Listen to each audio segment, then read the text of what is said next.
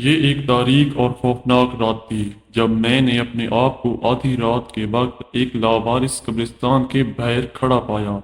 ہوا کی ایک پیش گوئی کے احساس کے ساتھ موٹی تھی اور خاموشی بہرا کر رہی تھی۔ پتوں کی سرسراہٹ اور پرانے مقبروں کی کبھی کبھار کرکرا آوازیں ہی سنائی دیتی تھی۔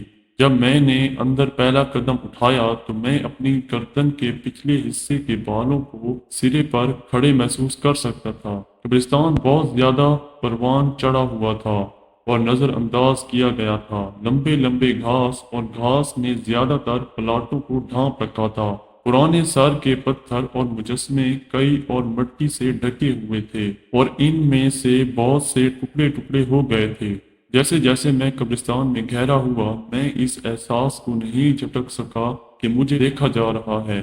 میں قبرستان کے خاصے پرانے حصے میں پہنچا جہاں قبریں اتنی پرانی تھیں کہ نام اور تاریخیں مٹ چکی تھی۔ اچانک میں نے ایک ہلکی سی سرگوشی سنی اور میں دہشت سے جم گیا۔ ایسا لگتا تھا جیسے ویرانہ مرحوم کی روحیں مجھ سے رابطہ کرنے کی کوشش کر رہی ہوں۔ میں نے گھبرا کر ادھر ادھر دیکھا لیکن کوئی نظر نہیں آیا۔